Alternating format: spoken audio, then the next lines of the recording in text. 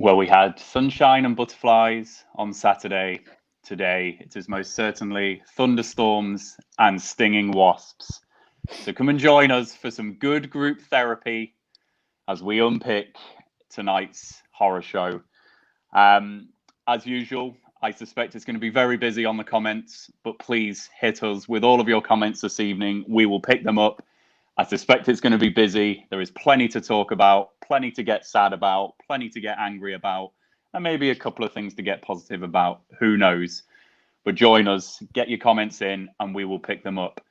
I'm delighted to be joined by Howard Abbott again. Hi, Howard. Hi, you all right?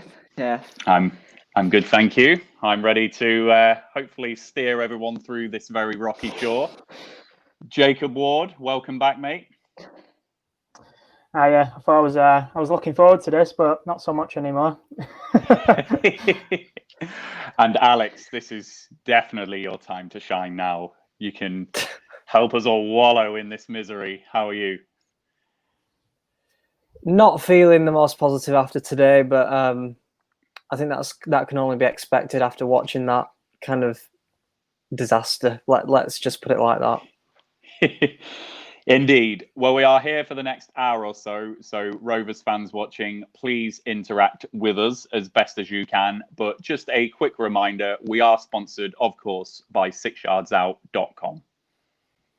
The Rovers Chat YouTube channel is proudly sponsored by 6yardsout.com. They've got retro football from every era with mugs, phone cases and much more.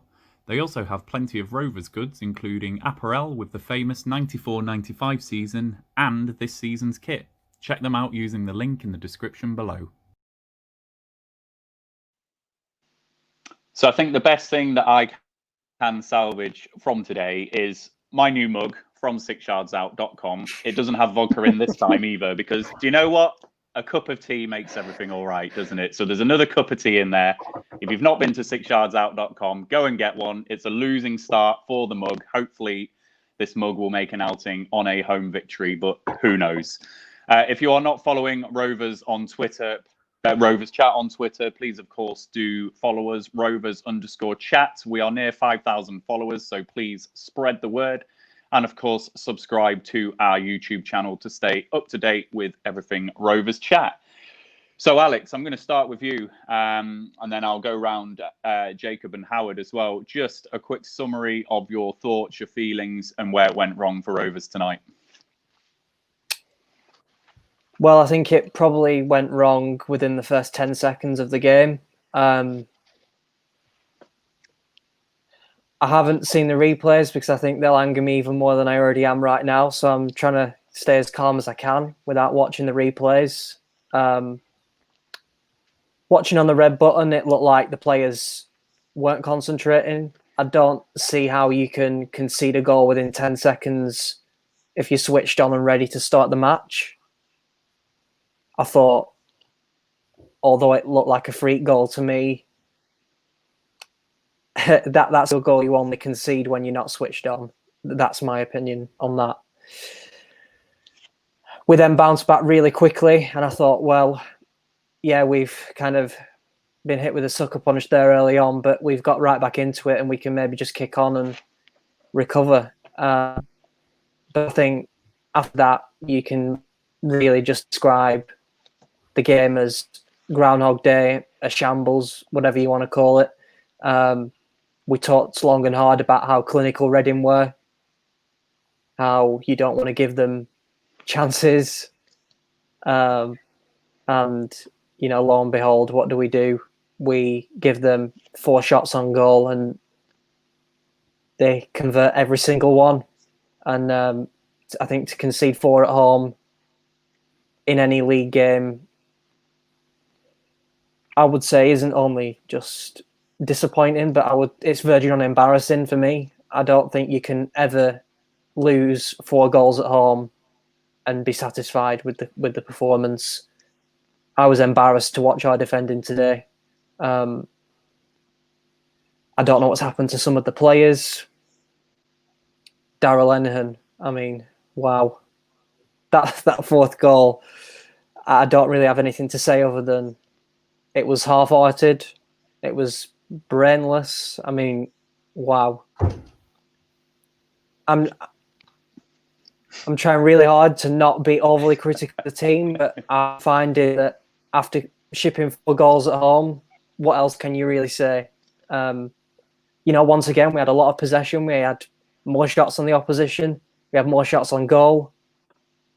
But as we've seen this season, it doesn't matter. We've beaten 3 of the whipping boys, and any average to decent side we've faced, we've come up short.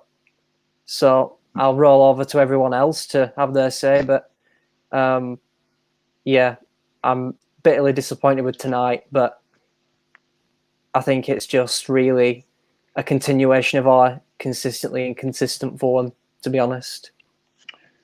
Yeah, I mean, looking at the comments already coming in, Alex, we've got a comment from Newman Ali. It seemed like the defence had no trust in the keeper. Ben Smith, not the end of the season, obviously. Big question is defensively, can we tighten up? Analytics Rovers, flip side, we've conceded 4 goals with a first choice defence available. Can we persist like this? But also with what Alex said there, let's give credit where it's due to Reading. So Jamie the Hotwood, Reading looked really organised, quick, good defensively, with a manager only just in the job. And then also the comment that you made, Alex, in terms of the 4 goals from 5 shots. So Jacob, I'll come to you. Can you give us your thoughts about the game and possibly where it went wrong for Rovers tonight? Well, I mean, I hope that puts to bed the narrative of Derek Williams and Joe Rankin-Costello have to start every game, because they've been amazing every single time they've played and we've won. It's been sunshine and rainbows, because they both were below average tonight. I mean, Joe Rankin-Costello, in my opinion, was to blame for the 3rd goal and somewhat the 2nd goal. I don't know where he was for the 2nd goal. I mean, we made the same mistakes against Watford. The fullbacks pushed way too high against a side with quality forwards, and we just couldn't afford to do that. And that's why I wanted Nyambe to start tonight. But I don't know where he was for the 2nd goal. Obviously, the forward cuts into the left-hand side of the pitch where Joe Rankin-Costello should be. And for the 3rd goal, he gets beat so easily. The ball gets put into the box, Lenihan puts it out, and then it's a cracking effort. And obviously it goes in, but no, I mean, Daryl Lenihan as well, he's a shadow of his former self. I don't know what's up with him. I mean, last season, consistently 7-8 every game, and I can't think of a bad game he had last season, but this start of this season, he's been bloody awful, hasn't he? It's... we're just getting caught out on the counter every single time. And like we're saying, when we have the ball and teams keep getting us on the counter, it's just exposing our weaknesses big time. And to have 4 shots on target and every single one go in, it's just a joke. I mean, I don't think Ainsley Pearce could have done any more with, the shots he had. It was just woeful defending. And like got mentioned by Alex, don't know what happened for that 1st goal. I really don't. And like Alex said, they must just not have been switched on and ready. There's no excuse for that at all. Sure. And just in reply to some of the stuff that you said there, Jacob, Ben Smith, Pez didn't do anything wrong for me. Lenihan was poor. Rover American, Lenihan needs dropping. JRC is not the right back for tough matches. And then Matt Hornby, why Nyambe isn't starting is beyond me. Howard, you were part of the pre-match stream earlier on where we spoke about Nyambe over Joe Rankin-Costello, and Ryan Nyambe was someone that you said, you wanted to start this game. Is that something that is reinforced by what you've seen tonight? Yeah. Joe Rankin-Costello today showed to me why he can't play right back for this team. The 3rd goal wasn't fully his fault, but the way he got skinned by the defender would not have happened if it was Nyambe. It was way too easy for Olise, I believe it was, to beat his man and put that ball in. That doesn't happen if Nyambe starts. And for the 2nd goal as well, I believe, I've only seen the 2nd goal once, but I believe it was him who kind of like lunged in, and the ball went past, which left Williams completely on his own. It was very odd. But I don't know what he was thinking. It was rash. It was just, it just wasn't right. But I think some of the comments are right. It's unfair to completely blame him. He's playing out of his position. The people around him today weren't good enough. We've not touched on Barry Douglas today. I thought Barry Douglas was just as poor defensively, especially in the first half. He did some good balls, did some good crosses, just like Rankin Costello did. But just because he wasn't to blame for any of the goals as such, he still made mistakes, but they're not getting picked up on because we don't remember him as much. The same for the two centre-halves. So just as a forward, he just wasn't good. And I think going back to the argument that we made for Nyambe versus Rankin Costello before the match, I think to an extent we were both proven right. Because me and Alex thought that he would be better to go in for the defensive side of it, which Rankin Costello I thought, showed up a bit today. But Joe and you made the point of Rankin Costello having the attacking threat and obviously putting the balls in, which we thought would cause Reading the most problems, which it did, I suppose. And he did get the assist for the second goal with a moment of brilliance. I mean, we all know he can do things like that. But for me, I think he's a hard one to fit in because I don't know where Rankin Costello. He is a winger, but I don't think he's a winger in this formation. I don't think he's a right back because I don't think he's good enough defensively for us at the moment. He could maybe go to centre mid, but then you're experimenting and it's a little bit risky. Maybe it could be done in like a cup game or whenever for an irrelevant game coming up. I don't know, but for me, he's an awkward one. He's a little bit. I think we had problems with players like Holtby last season where we didn't really know where to play him. He never really had a best position. Then, for me, Nyambe, I don't think particularly deserved to get dropped either. I didn't think he had a bad game against Watford last week. Although he did go forward a little bit too much, I think that was based off the instructions of what Mowbray told him to do. Although he has done that quite a lot because it's obviously what he's good at. But I think. I don't know. Today was basically a carbon copy of me for Watford last week. It was just an absolute disaster. We just let them do what they wanted to do. We played into the hands. It was just very deflating to watch. It's the hope that kills you, isn't it? So it's painful. It is. Just a reminder for people, if you want to join us on this post-match stream, then please do send a DM to Rovers Chat and we will get you on. Like a little phone-in, you can come and join us and have your say that way as well if you want.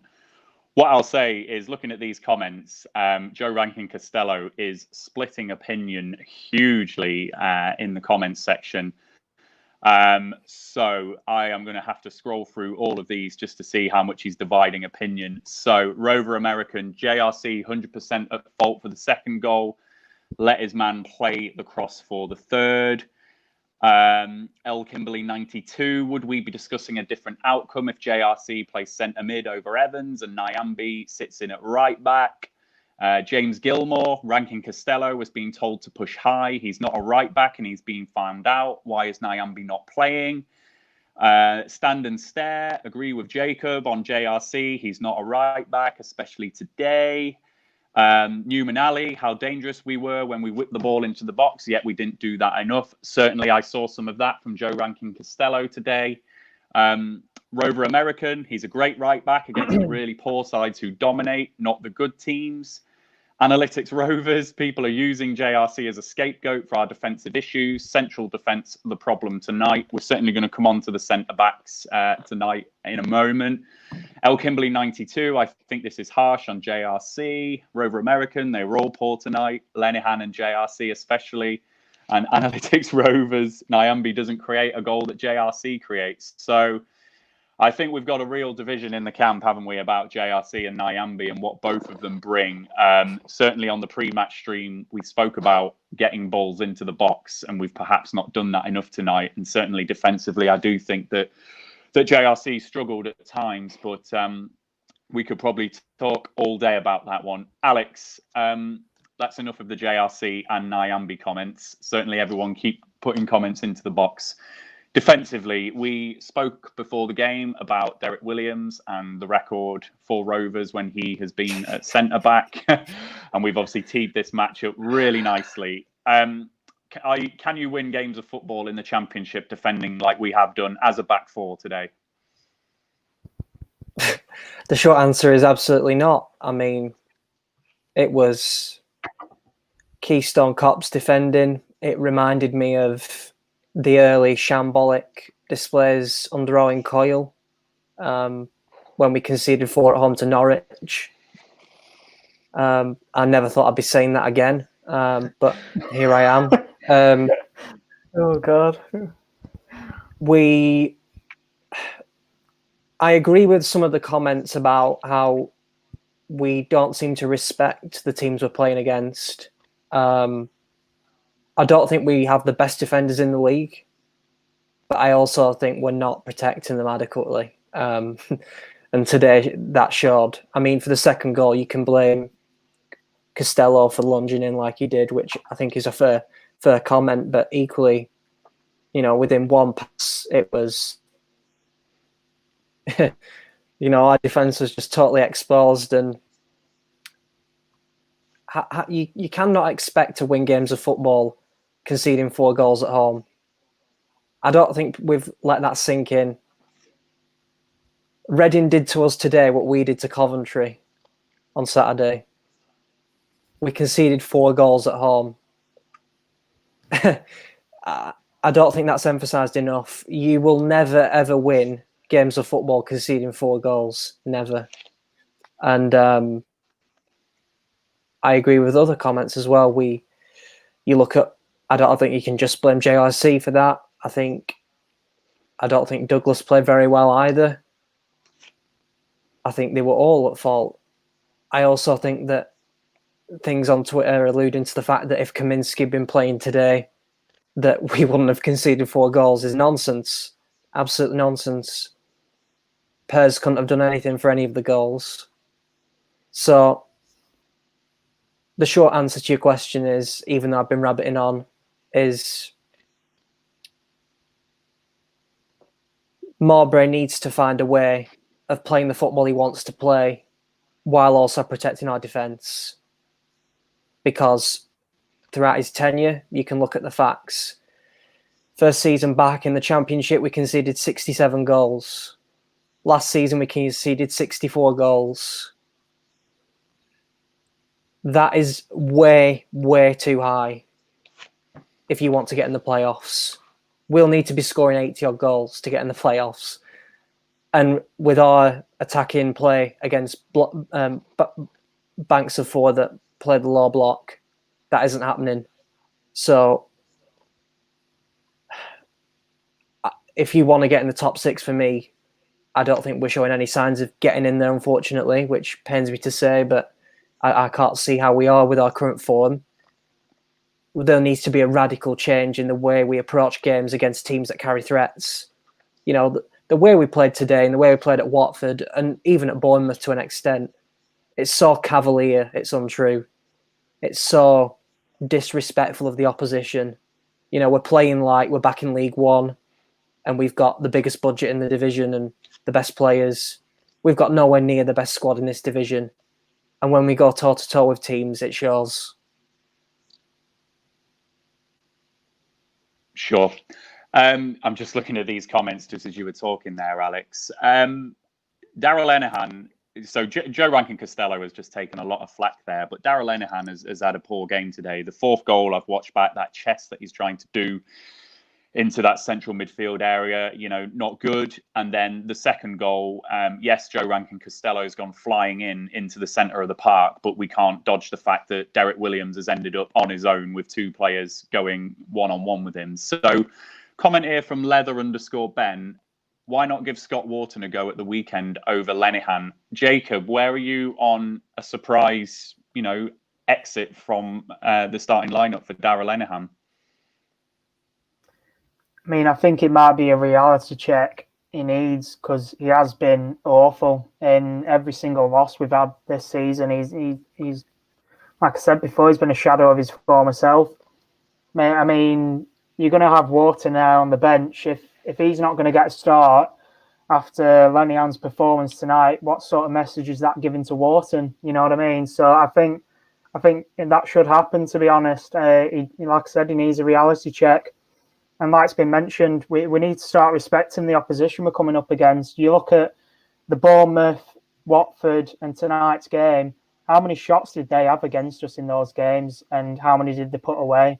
I mean, against Bournemouth, I think out of the 3 goals they scored, they maybe had 1 or 2 more shots when they scored. Against Watford, we dominated them, had 20 odd shots to their 8 or 9, something like that. And tonight they've had four shots and put every single one away. We either need to have a different plan coming into games, different way of playing or formation against these better teams, or we need to start adapting to the way they're playing. And I know it got mentioned before the game, we need about us imposing ourselves and making teams adapt to us, but clearly it's not working. We can't be playing like this against the big teams, else we're going to end up mid-table. It's all right smashing every single team that's going to be in and around the relegation zone, but if we're getting beat every single time we're coming up against a team that's going to be in and around the playoffs, we're taking points off the teams that don't matter to us. We need to be taking points off the teams that we're going to be going up against for the playoff positions. Yeah, and certainly some comments in support of what you're saying there, Jacob. Alexander Haben, Rovers attack as a team, but they need to defend as a team first. Yeah, so I'm just going to move it on slightly. Howard, is it same old Rovers again? We can't dodge a real key statistic now. That's only 5 wins in 14 games at Ewood Park. And we've touched on it in the pre-match streams and certainly a lot of the other videos as well. It's getting a lot of airtime at the moment that teams are coming to Ewood, setting their stall, and we're struggling to break them down. That is a real statistic that's of concern for Rovers now, isn't it? Yeah, it is. It's almost not a characteristic of Rovers that I've become used to. Since I've started going, we've always been the team that will get almost our points at home and then win 3 or 4 games away. I even think back to the times when we had Sam Allardyce as manager. We were awful away from home, but we were really tough to beat at home. It is concerning, yeah, but I think the word that I'm seeing a lot that people are saying that is spot on is the word predictable, because we are. Teams know what we're going to do when they come to Ewood. So they set up, do what Nottingham Forest, Cardiff, Reading did today, with whether that's 2 banks of 4, whether that's 4 over pivot. It just does not work. We're almost suffering. God, I can't believe this is coming out, man. We're almost suffering from what Man City are sort of suffering from at the moment, where teams know that Man City have that plan A, but the plan B is to use more of plan A. And we're kind of doing that at the moment, and it's just not working. So that, to me, that falls on the manager. You can't be throwing around blaming manager yet, but he needs to find a way to, whether it's us that does the defending, whether it's us that does what Reading do today. I don't care as long as we win. I never have. But at the moment, we're just not beating the teams around us. And to be where you want to be, we have to. But I also think, in terms of today's result, we do need to slow down a little bit. I do. There's still a lot of games to play, and the mood around the team at the moment is so overwhelmingly negative, and it is hard. I understand, because we do have a team that probably should finish in the top 6, I believe, and we just aren't doing it. But this happened to us in League One, where we started off, we didn't know our best team.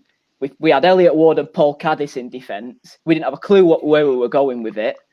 And we just, once it clicked, and we were really good. And I believe that if we do get it right this season, we can do that. Maybe not to the success of our promoted League One season, but to a point where we can at least look at what we're doing in this league and be positive about it, which at the moment we aren't, and rightly so, to be honest.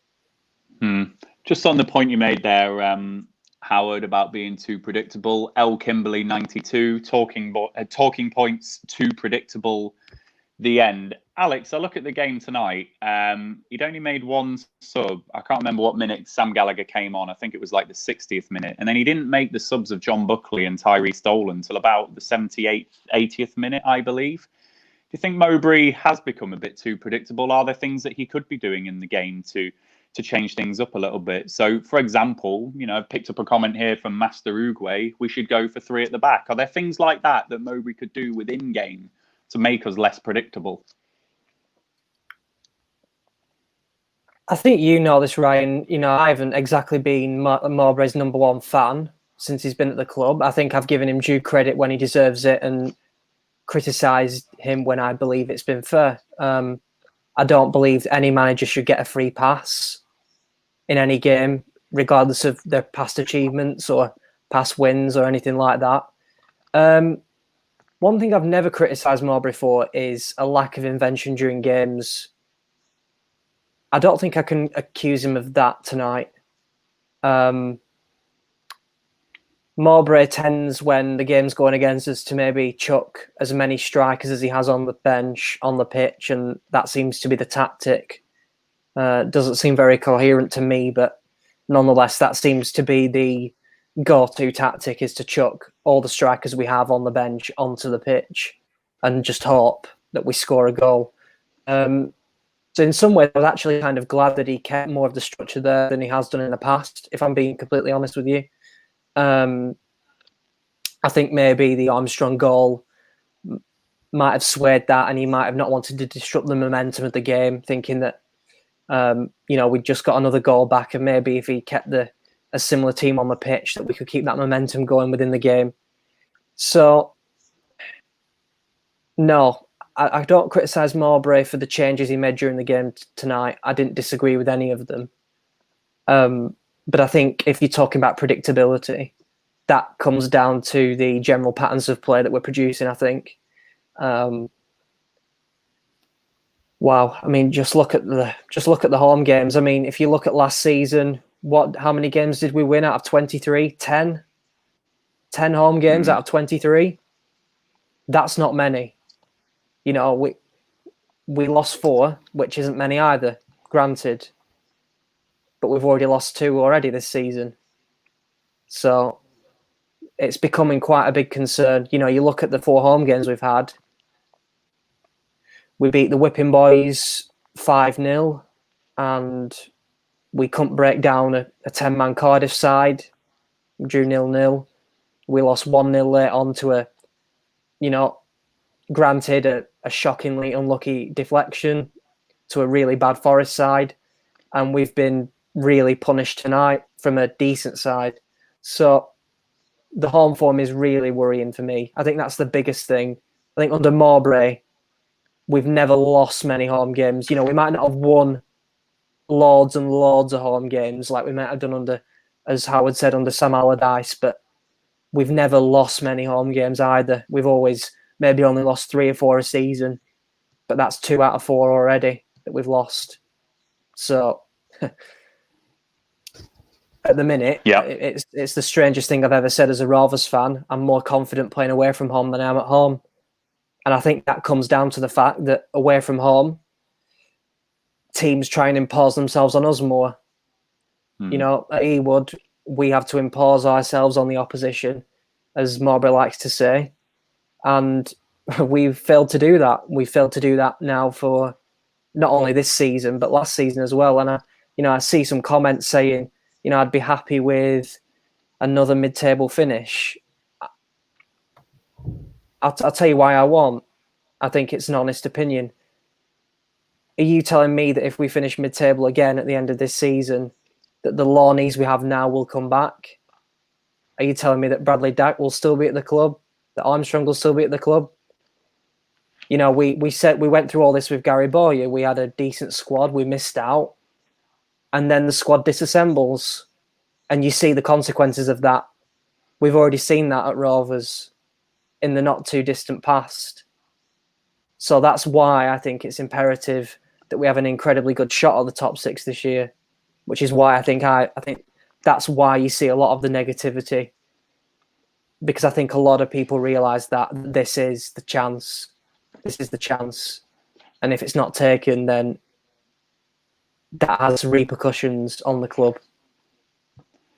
Absolutely, Alex. I'm in 100% agreement with you. Whether we've got the best squad in the division to go up, whether we've got a top 6 squad to go up, that is up for debate. But I'm absolutely with you that I am fearful that if we don't get anywhere close, that squad disassembles. These are lads who are, 23, 24, 25, who are going to recognise that they're coming into the prime of their careers, and they can go and earn a lot more at a Premier League club, for example, or a team that's just been relegated and got those parachute payments. So I've got the same fears as you, and it does have those echoes of that Gary Bowyer season. Jacob, I'm just going to switch tacks slightly. There are 2 teams on a football pitch. Yes, Rovers have been pretty dreadful tonight, especially defensively, but let's give credit where it's due to Reading. They remain 5 points top. They could even be 7 points top. I've not looked at the table yet. Alexander Haben, Reading demanded more respect. Tonight was a time to beat them at their own game, but our defence let us down. Where do you stand on Reading's performance tonight, Jacob? Was it a really good one? We've allowed an early goal. They've then got a 2-1 lead fairly early in the game, then a 3-1 lead. We've ultimately left ourselves a mountain to climb there, haven't we, and played into their hands.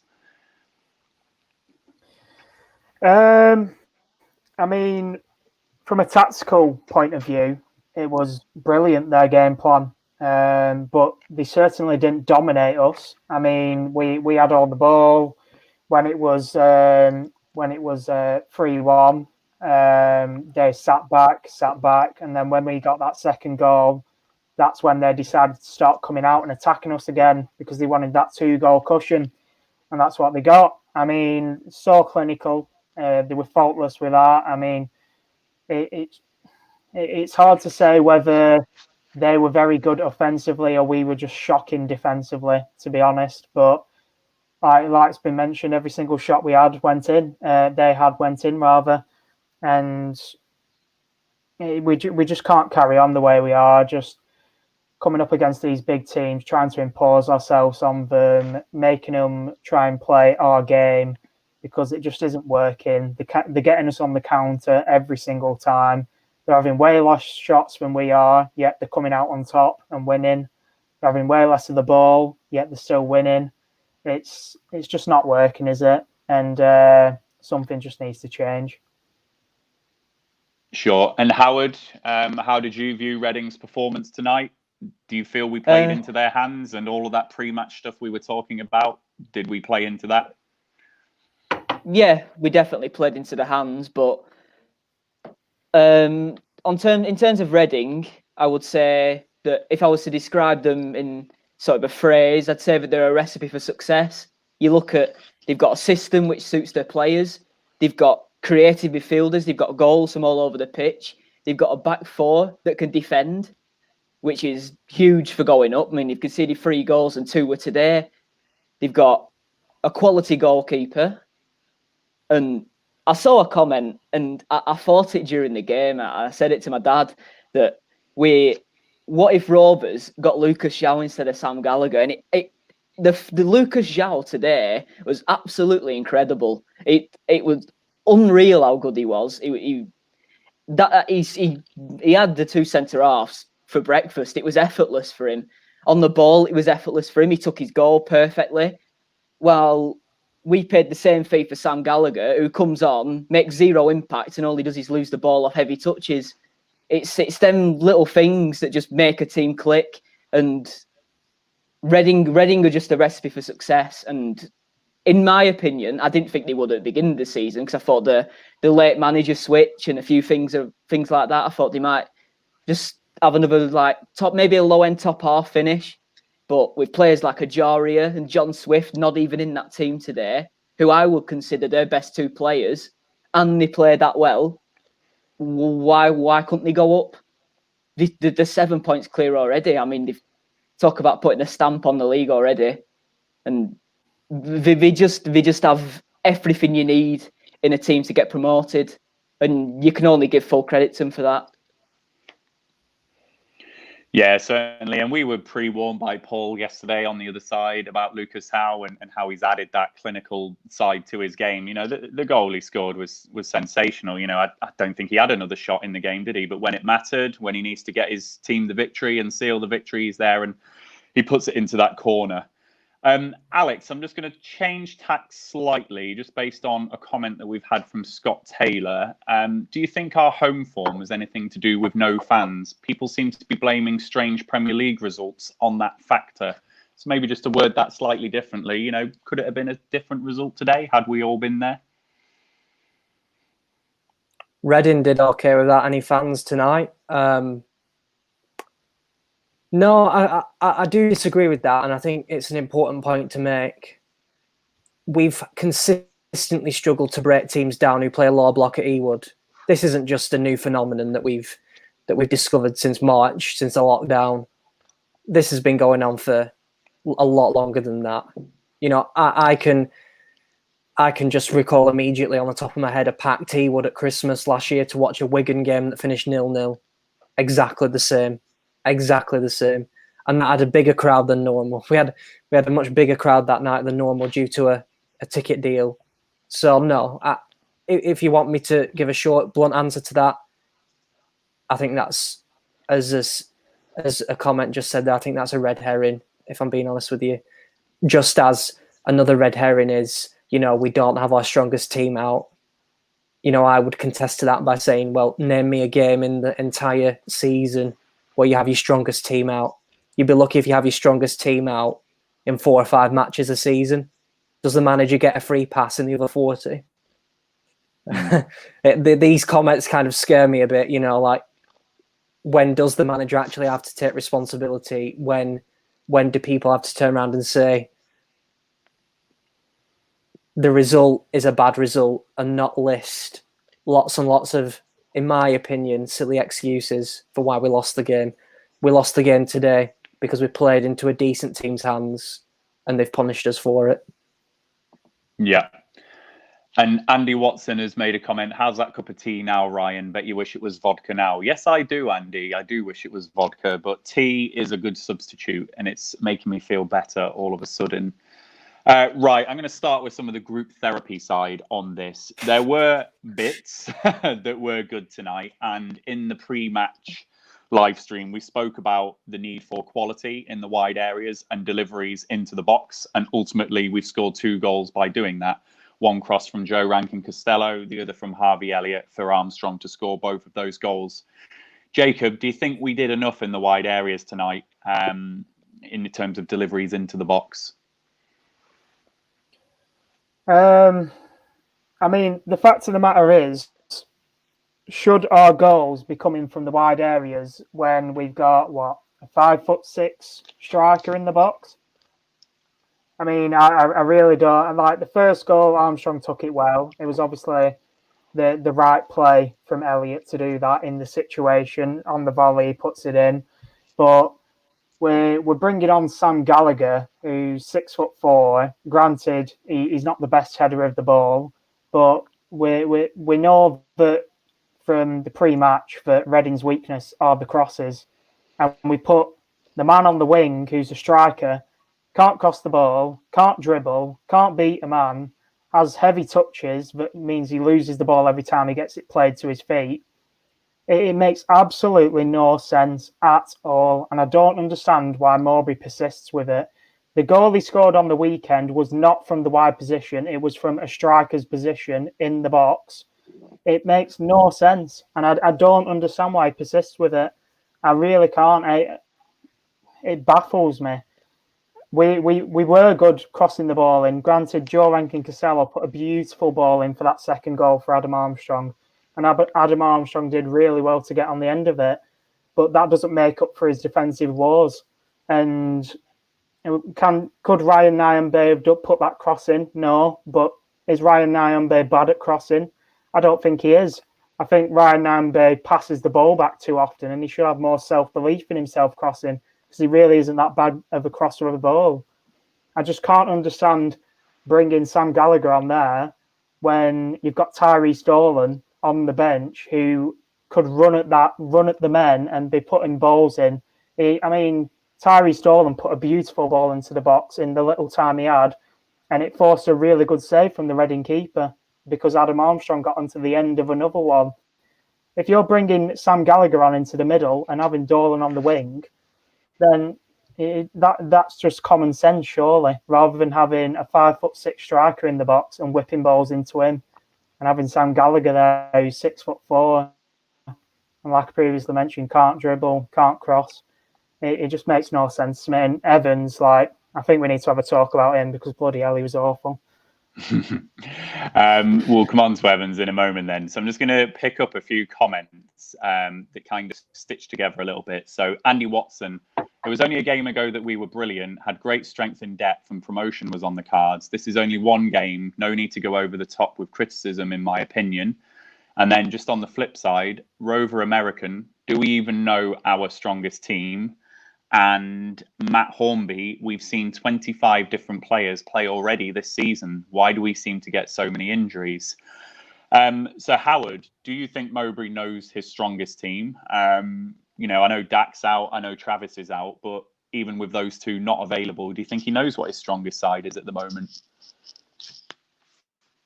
I hope he does, but I worry that he doesn't a little bit. I think he knows his strongest players in certain positions, but I certainly don't think he knows his strongest team in midfield. I think I said it before the game. I still think it after. Corey Evans should not have started today.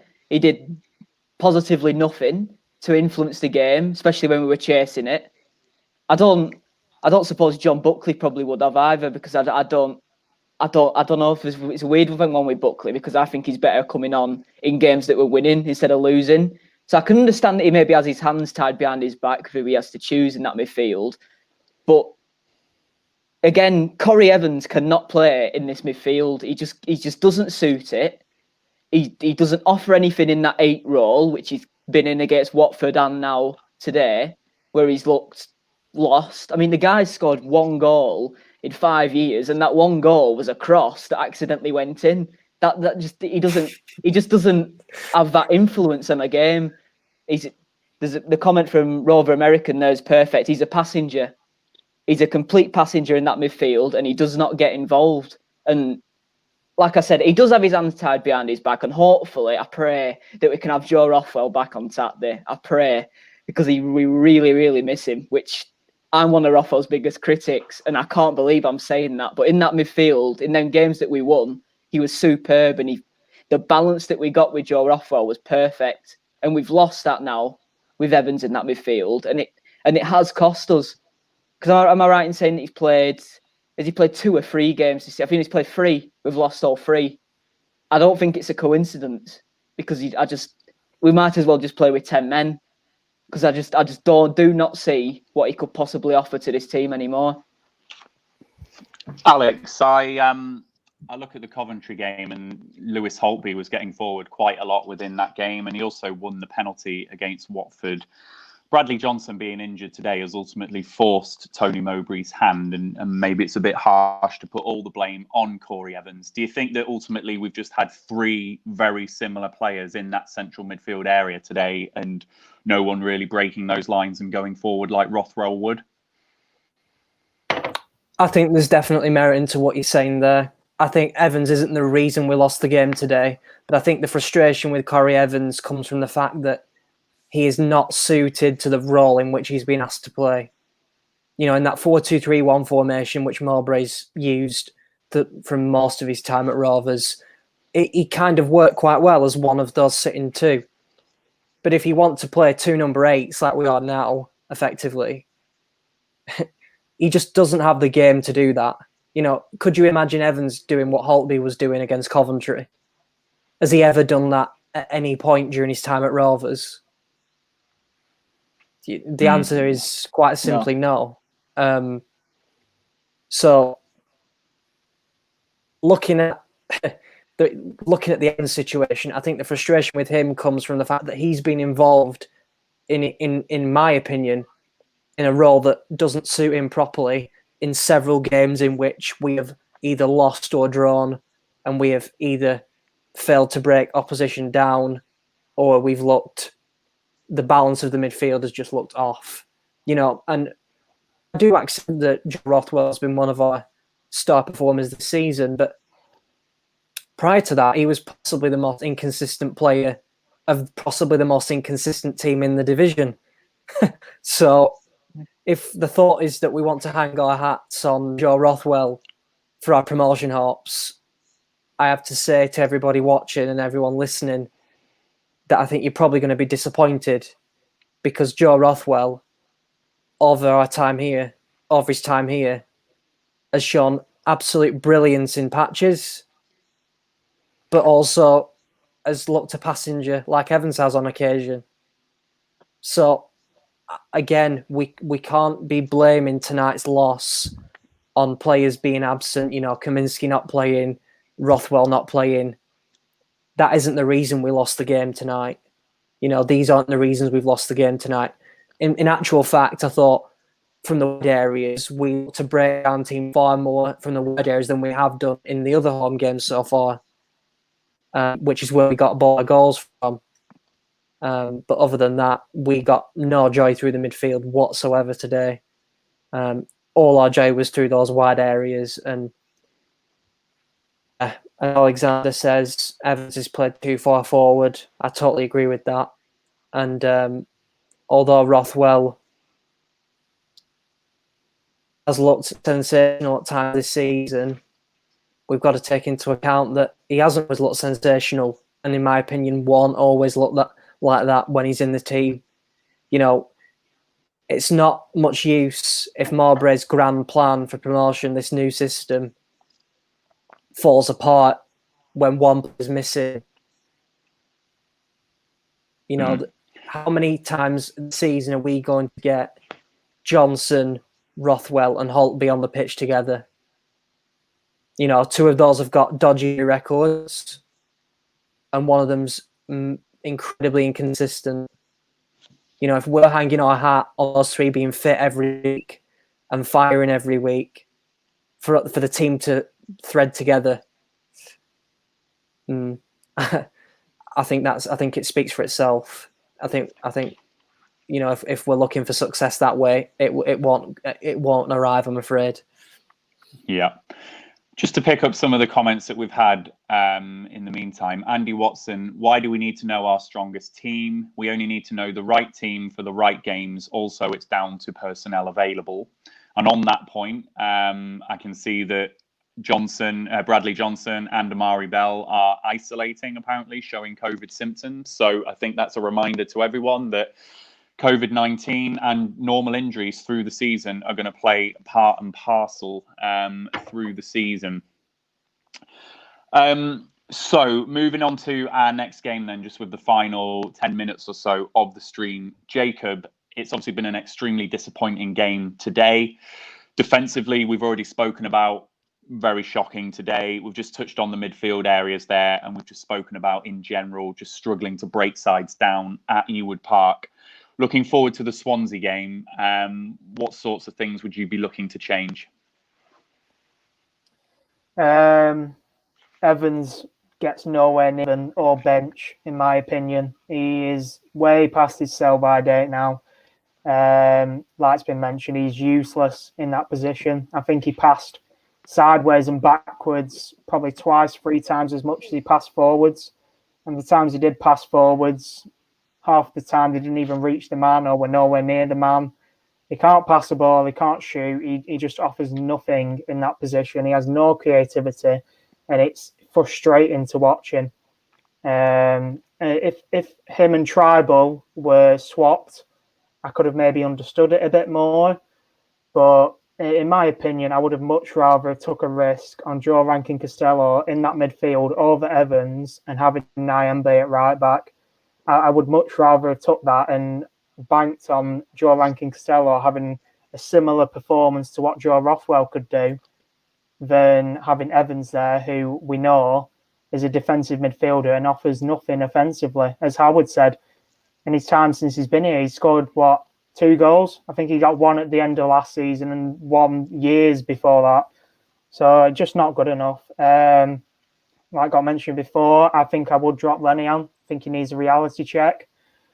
Hopefully Kaminski's back for the game, but if not, like's been said, I don't think Pears was at fault for any of the goals tonight. I think he got very unlucky with that debut.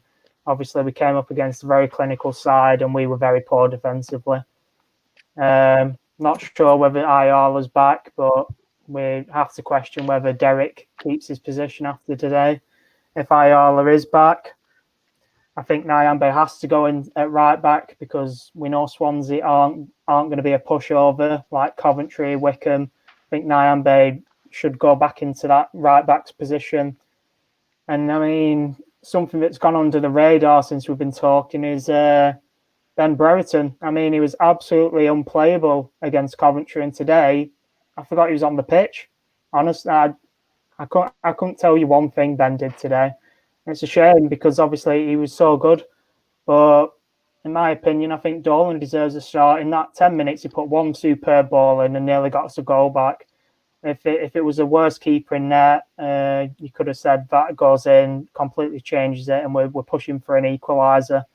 I think Dolan's been really done over with the fact that you're getting Sam Gallagher picked to go on over him. And I mean, to some extent, you have to think with Harry Chapman, Sam Gallagher going on the wing over him, it must be such a punch in the gut to see Sam Gallagher, who's obviously a striker, and being played in an unnatural position.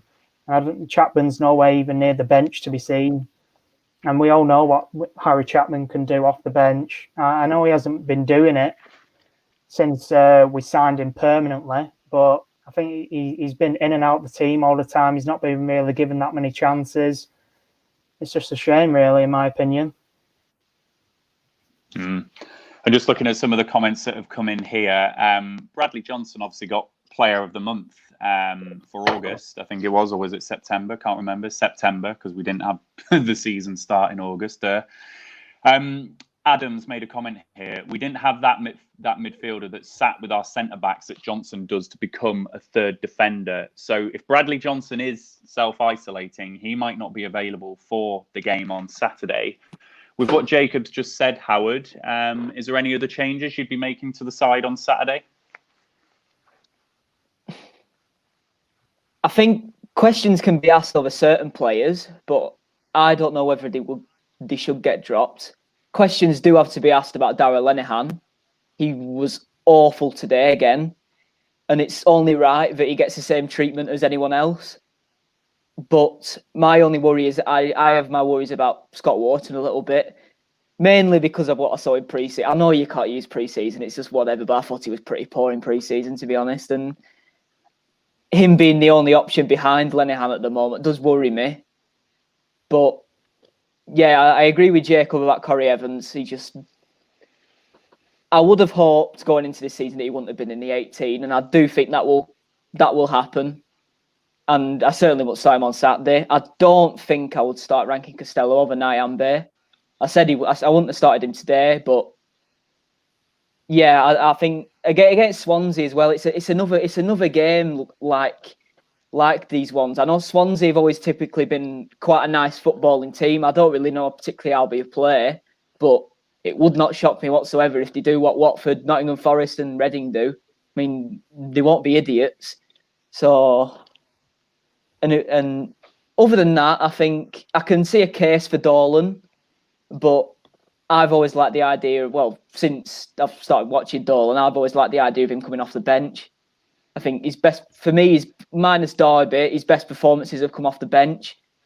Like when he came on against Bournemouth with Rothwell, they were shocked. Like they didn't know what to do with him because they were driving and beating the man, and I kind of like that impact on him. But I'm a little bit worried that he could maybe be. No, actually, no, I'm not going to say that because it's harsh. Because he's 18 years old. I'm going a bit overboard. But other than that, yeah, I think maybe Evans, Ranky Costello, the goalkeeper situation. I don't know. That completely based on injury. If Kaminski's back, he goes in. But I'd maybe make 2 changes for next game. I don't think I'd go overboard. Yeah. Alex, what we do know is Tony Mowbray has built a squad that cares. So players like Darragh Lenihan, Derek Williams, Barry Douglas, they're going to care about the result tonight and the fact that we've shipped 4 goals.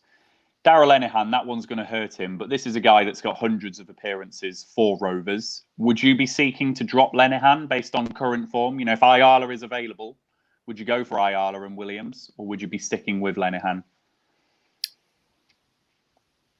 If you were looking purely at performance levels and you wanted to put Ayala in the team for his experience and you had to drop either Lennon or Williams, then at the current moment I would drop Lennon.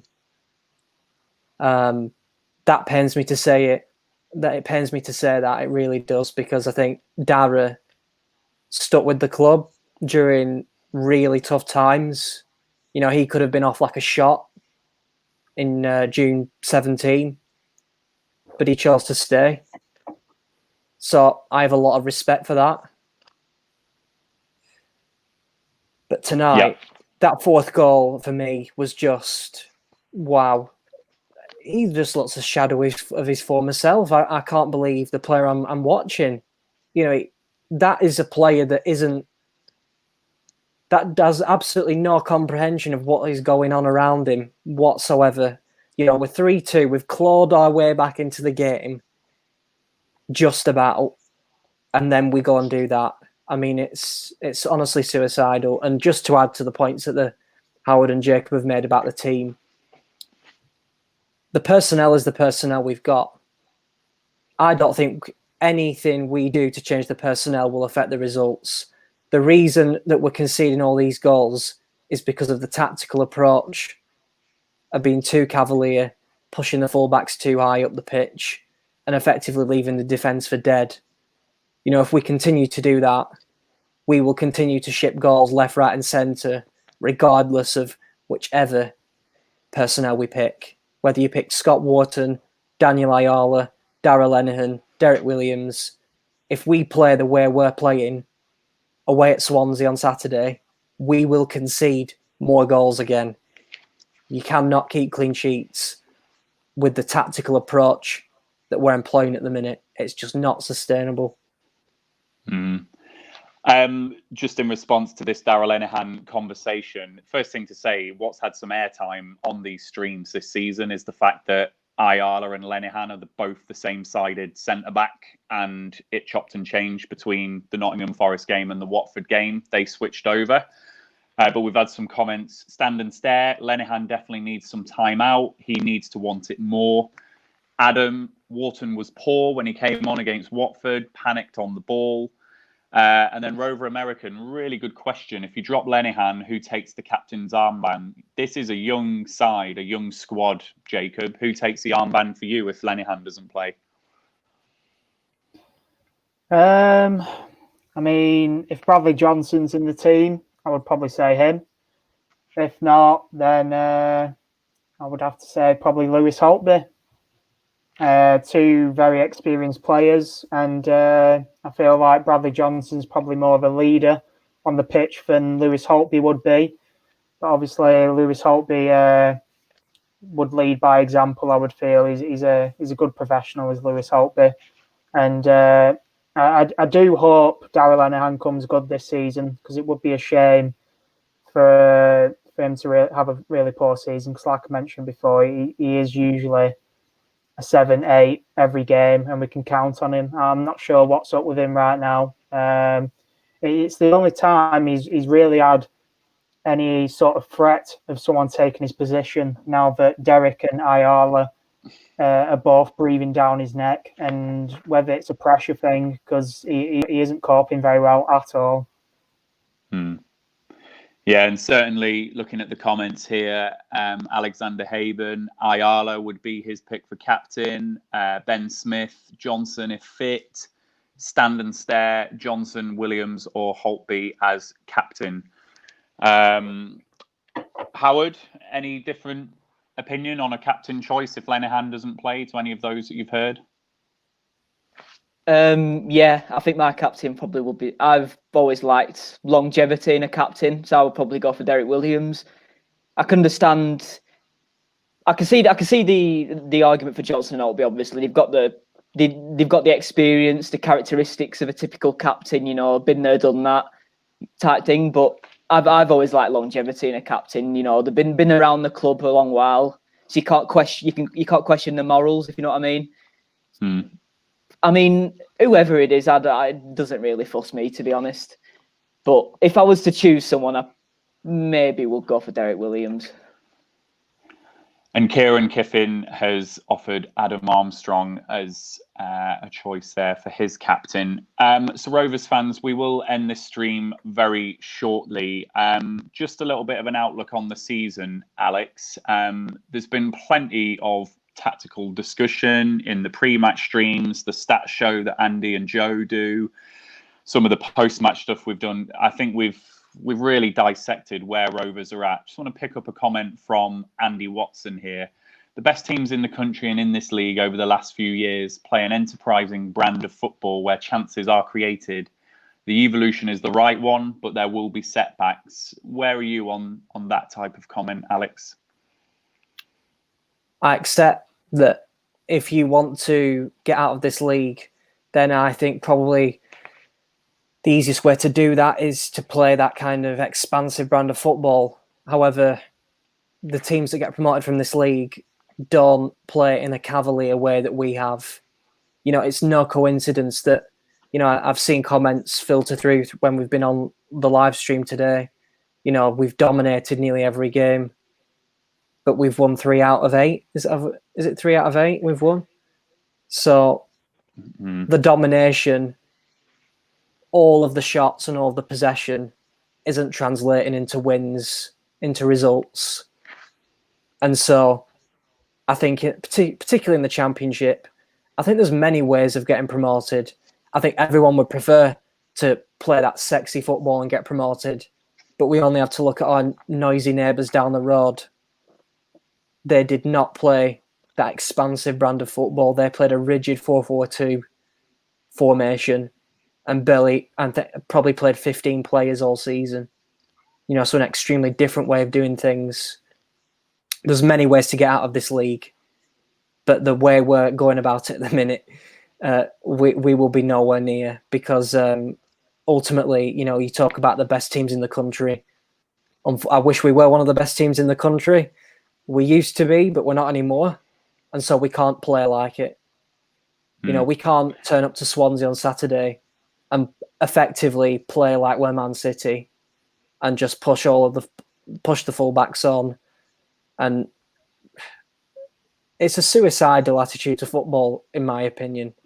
And in this league, I think teams relish coming against teams like that, you know, one goal goes in and the heads drop and they get more and more chances. So, yeah, I do accept that a lot of people are wedded to this exciting brand of football.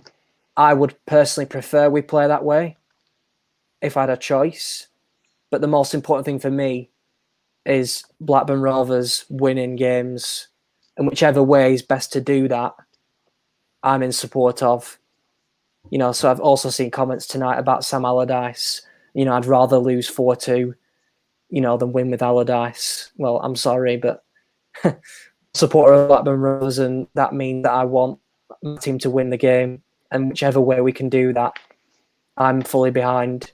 You know, I don't think we played sexy football getting promoted from League One under Mowbray. So that's another thing to consider. I don't think it was sexy football at all. I think it was very rigid. So I think there's definitely got to be a lot of soul searching over the next few days about what our approach is going to be. Because I think if we carry on the way we are, we're going to be going through the same things over and over again. You know, we have some stonking wins and then we have egg on our faces a few days later. So, yeah, it's extremely concerning because these games are coming thick and fast now. You know, there's not a lot of time. You know, in 2 months, we'll have played nearly half of the season. There is not a lot of time at the minute. These games are coming practically 3 games a week now until Christmas. So we have to work out what the hell we're going to do. Indeed. And I'll close the live stream now just to reflect on some of the comments that we've had just as you've been talking there, Alex. So Matt Hornby, Championship has more different styles of play than any other, I reckon. Riz, I was really hoping for some consistency this season. It was the thing that was really lacking last. Apparently, the only thing about us that is consistent is our defense. Rover American, in agreement to what you were saying, Alex, thank you. All those stats don't matter if we do nothing with it. Adam, this is also a new formation for us. Players still getting used to the system, only played 8 games with it. Ben Smith, I agree with Alex. Something to get behind, take a 1-0. Alexander Haben, I'd rather win ugly than lose. So I think certainly 8 games into the season, with the disappointment of tonight, Rovers are still leaving us with more questions than answers at the moment. Are we consistent enough? Do we know how to break sides down? Do we know our best side, etc., etc., etc.? Lots of questions 8 games in, which I'm sure we will dissect in pre and post match live streams and other stuff from Rovers Chat through the season. So, Howard, thank you for joining us tonight. Yeah, it's been good. I can finally get that game out my head now. No worries. Jacob, thank you for joining us again. No worries. I just wanted to touch on something quickly. I'm just thinking, you mentioned before we've only won 3 of 15 home games, and I don't think it's a coincidence for that coincides with since we've lost Bradley Dack. You have to question the last 3 home games we've had tonight, Cardiff and Notts Forest. If Bradley Dack's in that team over, say, Corey Evans, whether he pulls us through that game and gets us that goal, those are the sort of games that Bradley Dack thrives off. And I know, like we got mentioned before, with we can't expect to have a full fit squad, and no one can with the current circumstances with players being out with COVID and the amount of games that are coming thick and fast. Players are going to get injured. But we have lost our best player for a year, and he will be coming back soon. And hopefully things can start to change when he does. Yeah, it certainly had some airtime on our shows. There's been comments, the 0-0 at home to Cardiff, the 1-0 defeat to Nottingham Forest. That's the type of game that Bradley Dack goes and wins for us. And I think it's also applicable tonight with what we've said. We've said we've got 3 very similar central midfielders in there tonight. It's not all on Corey Evans' head, in my view. We've just lacked someone breaking those lines and going and supporting Adam Armstrong and getting in the box, like what we saw Lewis Holtby do on Saturday against Coventry. So we will pick over the bones of that, I'm sure, in future shows. So thanks, Jacob, for finishing with that point. And Alex, I hope you can enjoy the rest of what is left of your evening and it's not tipped you over the edge too much. I feel just a smidgen better than I did at full time. I think it's probably good to just talk over all the issues surrounding Rovers at the minute, but I think there's certainly a lot to ponder going forward. And I think the rate the games are coming, I think we'll soon know how this season's going to pan out. I think we'll have our answer very soon, and I maybe don't think it'll be the answer we all want, but we all live in hope, I suppose. Indeed. Well, Rovers fans, thank you for joining us for this group therapy session. I hope it wasn't too depressing for you. We did sprinkle a little bit of positivity on there, but we cannot detract from the fact that it was a thoroughly disappointing evening tonight. So the thing you can do for us, just to salvage the evening, if you've not checked out 6yardsout.com, please go and look at their website. And if you have not followed Rovers Chat on Twitter, then, well, why are you joining these live streams? Please give us a follow, Rovers_chat on Twitter, and subscribe to our YouTube channel, Rovers Chat. So we will end it there. Look out for the 1875 podcast, the stats show from Andy and Joe, on the other side with me, and of course our pre and post match live streams for the next game, which is Swansea. So have a good evening, everyone, and we will see you all soon. The Rovers Chat YouTube channel is proudly sponsored by 6yardsout.com. They've got retro football from every era with mugs, phone cases and much more. They also have plenty of Rovers goods, including apparel with the famous 94-95 season and this season's kit. Check them out using the link in the description below.